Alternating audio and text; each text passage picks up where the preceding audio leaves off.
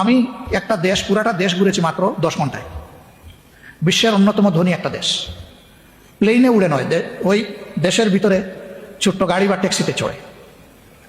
এই দেশটির নাম হচ্ছে দারুস সালাম ব্রুনাই। মালয়েশিয়ার পার্শ্ববর্তী একটা দেশ, মালয়েশিয়া এবং সিঙ্গাপুরের সাথে সংযুক্ত।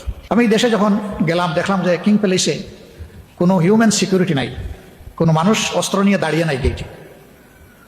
আমি তাকালাম চতুর্দিকে যে কোথাও কোনো লাইট পোস্টে সিসিটিভি আছে কিনা, দেখলাম তাও নাই। আমাদের গাইড যিনি, তিনি ওই দেশের ন্যাশনাল হসপিটাল যেটা, সেখানে একজন ইএনটি স্পেশালিস্ট হিসাবে তিনি সিনিয়র কনসালটেন্ট কাজ করেন, বাড়ি তার সিরাজগঞ্জ।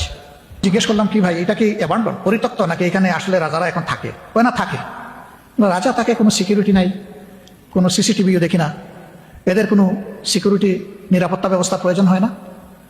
ওই জবাব আপনিই পাবেন, আমার উত্তর দিতে হবে না, আরও কিছু দেখলে আপনি পেয়ে যাবেন। একটা একটা করে উনি টুরিস্ট স্পটে নিলেন, 7 স্টার হোটেলে নিলেন, ওনাদের সবচেয়ে বড় চেইন শপ যেটা সেইটাতে নিয়ে গেলেন, গাড়ির ফ্যাক্টরিতে নিয়ে গেলেন, ওয়াটার ভিলেজে নিয়ে গেলেন, একটা ইউনিভার্সিটিতেও নিয়ে গেলেন, আর মেডিকেল কলেজেও নিয়ে গেলেন।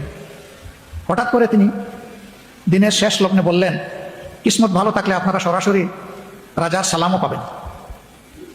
আমি বললাম, রাজার সালামও পাওয়া যাবে? বলে, হ্যাঁ, আশা করছি পাওয়া যাবে। উনি আসলে দূর থেকে দেখেছেন যে রাজার গাড়িটা এগিয়ে আসছে। কাছে আসার পরে বলতেন যে এইটাই রাজার গাড়ি।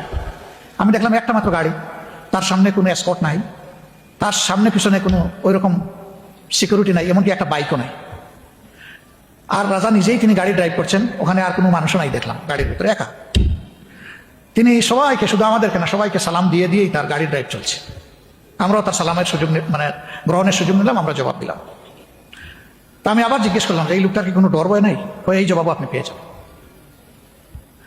সব কিছু দেখে রাতের বেলা যখন খেতে বসেছি, তখন দেখি যে হাইলি ডিসিপ্লিন একটা রেস্টুরেন্ট, সেখানে বিভিন্ন ধর্মের বর্ণের লোকেরা সেখানে কাজ করছে। খাওয়া দাওয়া শেষে আমরা বের হয়ে যখন এয়ারপোর্টে ঢুকবো, তখন তিনি আমাকে একটা প্রশ্ন করলেন যে আপনি তো ছোট্ট একটি দেশ ঘুরালেন, কোথাও কি আপনি ট্রেন লক্ষ্য করেছেন বা ট্রেন লাইন? না তো। কোনো বাস না, কোনো ট্রাম না, কোনো পাবলিক সার্ভিস ট্রান্সপোর্ট না। বললো, আপনার মনে এই প্রশ্ন আসে নাই যে এই দেশের মানুষগুলো চলে কেমনে? আপনি কি ফুটপাতে বিরাট সংখ্যক মানুষের জ্যাম দেখেছেন? না। তা আমি জিজ্ঞেস করলাম যে এই দেশের পপুলেশন কত? বললো, তা খুব ছোট, তাদের নিজস্ব ম্যান পাওয়ার হচ্ছে 2.5 লাখ, আর এখানে সার্ভিং ফরেনার্স হচ্ছে আরো 3.5 লাখ। এই সব মিলিয়ে 6 লাখ মানুষের এই দেশ। বললাম, এই জন্য কি রাস্তায় মানুষ হাঁটে না? না। বললাম, তাহলে কি? বলে যে এখানে every grown up individual has its own car or taxi, no matter he is a foreigner, no matter he is a labour, no matter he is a doctor. তিনি যে কোনো শ্রেণী পেশার হন, অসুবিধা নাই, তার নিজস্ব একটা গাড়ি আছে। তা আমি জিজ্ঞেস করলাম যে আমাদের দেশের কতজন মানুষ এখানে আছে? সেই সময় তিনি বললেন যে এটা সরকারি হিসাব অনুযায়ী 38,000, তবে একটু বেশি হওয়ার সম্ভাবনা। আমি বললাম, তাদেরকে কার আছে? বলে, হ্যাঁ, এভরিওয়ান মেনটেন্স এ কার। কারে তাদের খরচ যায় না? যায়। এই দেশে যেহেতু পেট্রোল এবং গ্যাসের দেশ, আরও অনেকগুলো মূল্যবান মিনারেলস রিসোর্সের দেশ, এই জন্য পেট্রোলের দাম এখানে খুবই কম। আমাদের দেশের পানির চেয়ে এটার দাম এখানে কম, মেনটেন্যান্সে খুব বেশি যায় না। আর প্রত্যেকে কেউ রিকন্ডিশন গাড়ি কিনে না, সবাই ব্র্যান্ড গাড়ি কিনে।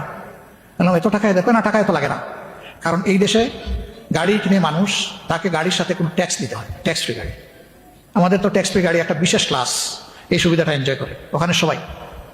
আমি বললাম, সব কিছু মানলাম যে এটা একটা ওয়েলফেয়ার কান্ট্রি, নো ডাউট, কিন্তু সব দেশে তো কিছু শত্রু থাকতে পারে। ওনার কি কোনো শত্রু নেই? কয় নাই। কারণ এটার উত্তরটা একটু আপনাকে দিতে হবে। কয় যে দেখেন, এখানে রাজা তার পেটের ভিতরে সব কিছু ঢুকায় না, তার প্রজাদের বা এই দেশে যারা বসবাস করে তাদের পেটের ভিতরে বেশি বেশি করে কিভাবে ঢুকানো যাবে, এটি হচ্ছে রাজার দাঙ্গা।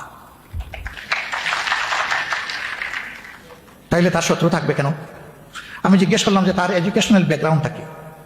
বললেন যে তিনি একজন কোরআনের হাফেজ এবং তিনি কোরআনিক সায়েন্সের একজন গ্রাজুয়েট। আমি জিজ্ঞেস করলাম যে এই শাসন কি তার আগেও ছিল? কয় না, ছিল না, তখন তো কলোনিয়াল স্টেট। এখানে ফ্রান্স, আমেরিকা এবং ব্রিটিশ পর্যায়ক্রমে এরা বিভিন্ন সময় বিভিন্ন শক্তি শাসন করেছে, আর এই দেশে সব কিছু শোষণ করে নিয়েও গেছে। এদের হাতে আসার পরে তারা এই কাজটা করছে। আমি জিজ্ঞেস করলাম যে এখানে সব ধর্মের লোক আছে? হ্যাঁ আছে। তাদের ধর্মীয় অধিকার ফুললি এনজয় করে এবং তাদেরকে তাদের ধর্মীয় আচার অনুষ্ঠান করার জন্য ফেসিলিটেট করা হয় রাজার পক্ষ থেকে। How wonderful country. এবার আমি জিজ্ঞেস করলাম, টুরিস্ট স্পটে গেলাম, কোনো মানুষ দেখলাম না কেন? ওরকম তো কোনো টুরিস্ট দেখলাম না, কিন্তু এখানকার স্পটগুলো আমাদের স্পটের চেয়ে অনেক বিউটিফুল, নাই কেন? তখন বললো যে এখানে হাঙ্কি বাঙ্কি নাই, এই জন্য এখানে ওরা আসে না। আপনারা বুঝতে পারছেন তো বিষয়গুলো? ওইটা নাই, এই জন্য এখানে আসে। এটা ওয়েল ডিসিপ্লিন কান্ট্রি আলহামদুলিল্লাহ। ওয়াটার ভিলেজে রাতের বেলা গেলাম, তো লাইটগুলো জ্বলছে, মনে হলো যেন মুক্তা দিয়ে দেশটা সাজানো। পানির উপরে ভাসমান একটা গ্রাম, সেই গ্রামে স্কুল, মাদ্রাসা, মসজিদ, সেই গ্রামে কলেজ এবং একটা ইউনিভার্সিটি আছে, এমনকি একটা ফুল ফ্লেজেড হসপিটাল আছে ভাসমান। খুবই এক্সপেন্সিভ এস্টাবলিশমেন্ট, তাদের সম্পদ আছে, করেছে। আমি বললাম যে এটা কি সম্পদের অপচয় নয়? এই খরচকে তো অর্ধেক করে, তোমাদের দরকার না হলে গরিব বিশ্বে এটা দান করতে পারতা, তুমি পানির উপরে এদেরকে শুয়ে রাখছো। তখন উনি বলল যে তাদের আদি পেশা ছিল ফিশিং, মাছ ধরা, তারা তাদের এই পেশা ত্যাগ করতে চায় না। এই সম্প্রদায় বলেছে পানি আমাদের বন্ধু, পানি আমাদের জীবন, পানিতেই আমরা থাকবো। বহু চেষ্টা করা হয়েছে তাদেরকে সমতলে নেওয়ার জন্য, তারা যায়নি। তখন রাজা ডিসিশন নিয়েছে তারাও এদেশের নাগরিক, তাদের প্রতি আমাকে দায়িত্ব পালন করতে হবে। এই জন্য ওই পানিতে থাকা যাতে তাদের জন্য কমফোর্টেবল হয়, তাদের ছেলেমেয়েরা যাতে প্রপারলি এডুকেটেড হয় এবং স্কিল হ্যান্ড হয়, এই জন্য এই সমস্ত অ্যারেঞ্জমেন্ট করে দেওয়া হয়েছে। বাংলাদেশটা এমন হলে কেমন হবে? খুব হালকা করে বললেন আলহামদুলিল্লাহ। আলহামদুলিল্লাহ, আমরা এমন একটা বাংলাদেশ চাই যেই বাংলাদেশে এদেশের সরকার প্রধানকে বুলেট প্রুফ গাড়ির ভিতরে ঢুকে চড়তে হবে না। হাঁটবে, রিক্সায় চড়বে, পাবলিক ট্রান্সপোর্টে উঠবে, যখন যেখানে যেটা মানায় সেইভাবে চলাফেরা করবে। আর সেই চলাফেরা করার সাহস এবং পুঁজি এই শাসককে অবশ্যই সংগ্রহ করতে হবে। এই দেশে তার দুশ্মন থাকবে কেন? সে তো একা তার পেটের ভিতরে সব ঢুকায় না, বরঞ্চ তার পেটে ঢুকানোর আগে নাগরিকদের পেটে কিভাবে ঢুকাবে সেই ধান্দা তার সবসময় আছে। আমরা ওই বাংলাদেশটা দেখতে চাই। এটা একদিনে হবে না। আবার দেখেন, আজকে আমি বক্তব্য দিয়ে যাচ্ছি, যদি 12, 13, 14 এরকম কোনো এক সময় ফেব্রুয়ারি মাসের আগামী বছর ইলেকশন হয়, আপনাদের সবার দয়া মনে করেন আমরা সরকার গঠনের সুযোগ পেলাম, আল্লাহ ভালো জানেন, আল্লাহ ভালো জানেন, তা আপনারা 1 মাস অপেক্ষা করে 2য় মাসের 1ম তারিখে আবার মিছিল নিয়ে বের হবেন না। যেগুলো বলেছিলেন কোথায়, এগুলো দেখি না কেন? আমাদের হাতে আলাদিনের প্রদীপ নাই, কিন্তু আমাদের হাতে 18 কোটি প্রদীপ আছে আলহামদুলিল্লাহ। আমরা প্রত্যেকটা মানুষকে এক একটা প্রদীপ বানাতে চাই, কাউকে আমরা অন্ধকারে রাখতে চাই না। এই জন্য আমাদের প্রথম ফোকাসটাই হবে শিক্ষা এবং স্বাস্থ্যের উপরে। Better education, better nation, better health, better citizen, এই দুইটা মাইনাস করে কোনো সভ্যতা গড়ে উঠতে পারবে না, সামনের দিকে আগাতে পারবে না। এই ফাউন্ডেশনের উপরে ভর করে আমরা সামনে এগোতে চাই।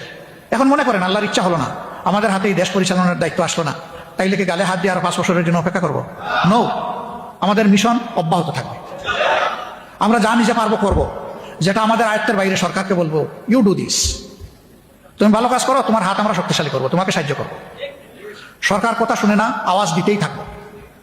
আর একটা সুযোগের অপেক্ষা করতে থাকবো যে জনগণের মনে আমাদের প্রতি আমাদের কর্মের মাধ্যমে ভালোবাসা যদি তৈরি হয়, নেক্সট টাইম আমরা দেখবো। আমরা ধৈর্য হারাবো না। আমরা ট্রেজারি বেঞ্চে অর্থাৎ সরকারি দলে বসতে রাজি, আমরা বিরোধী দলে বসতে রাজি। আমাদের কাছে সরকারি দল বিরোধী দল বড় জিনিস নয়, আমাদের সামনে বড় জিনিস হচ্ছে জনগণের জীবনকে পাল্টে দেওয়ার সংগ্রাম চালিয়ে যাওয়া। এই জীবনটা নিজেরটা আমরা প্রথমে পাল্টাতে চাই, চেষ্টা করছি আমরা। সেদিন ধূমপান বিরোধী একটা সংস্থা আসলো, এই মাসের 20-21 তারিখের দিকে তারা একটা ন্যাশনাল কনভেনশন করবে, আমাকে সেখানে থাকার জন্য অনুরোধ করবে। তো তারা কিছু দাবিনামা 7-8 দফা নিয়ে এসেছে যে আমরা এগুলো ফোকাস করতে চাই। এর মাঝে এক জায়গায় লেখা আছে আইনকে আরো বেশি সুদৃঢ় করতে হবে, মানে এখন যা আছে আরো টাইট, এবং এটার আইনকে প্রয়োগ করে ধূমপান বন্ধ করার দিকে আগাতে হবে। আমি বললাম সে আইন দিয়ে তো ধূমপান বন্ধ হবে না, আইন তো এখনো আছে। পাবলিক স্পেসে কোথাও স্মোকিং করা যাবে না, এটি হচ্ছে বাংলাদেশের বিদ্যমান আইন। কেউ যদি করে 200 টাকা জরিমানা। আপনাদের চোখে কোথাও জরিমানা করতে কাউকে দেখছেন? পাবলিক স্পেসে স্মোকিং করে না? করে। আইন আছে, প্রয়োগ নাই। আমি বললাম যে উদাহরণ আরেকটা আছে পাশাপাশি। বাংলাদেশ জামাত ইসলামের সাথে প্রাপ্তবয়স্ক নরনারী আছেন 3.5 কোটি। এটা আমাদের যারা স্বাক্ষর দিয়ে একমত পোষণ করে আমাদের সাথে জয়েন করেছেন, এটা তাদের নাম্বার। এর বাইরে যারা ভালোবাসেন, আমাদেরকে সমর্থন করেন, কিন্তু তারা স্বাক্ষর দিয়ে আমাদের সদস্য হওয়ার পূরণ করেন নাই, তারা এই সংখ্যাটা আরো বেশি। আমি বললাম যে আমাদের এই টোটাল ম্যান পাওয়ারের মধ্যে আপনি কাউকে সিগারেটের একটা স্টিক টান দিয়ে টুটে নিতে দেখবেন না। একটা মানুষও স্মোকিং করে না, বরঞ্চ এদের সামনে কেউ স্মোকিং করলে এদের মাথা ঝিমঝিম করে। আমরা কিন্তু আইন করি নাই যে এই সংগঠন যারা করবে, আমাদের সাথে যারা সংযুক্ত হবে তারা কেউ স্মোকিং করতে পারবে না, এই ধরনের কোনো আইন নেই আমাদের। কেন? মানে তারা দেখছে যে এই সংগঠনের প্রধান থেকে একেবারে সাধারণ সাপোর্টার পর্যন্ত এই ক্ষতিকর জিনিসটা কেউ গ্রহণ করে না, সেবন করে না। ধূমপান থেকে তারা বিরত। এক্সিলেন্ট একটা পরিবেশ, এখানে সে নষ্ট করবে কেন? সে বলে ফেলে দিলাম আমার অতীতের ময়লা, এখন আমিও এই মিছিলে সামিল হয়ে গেলাম, আজকে থেকে আমিও আর স্মোকিং করবো না।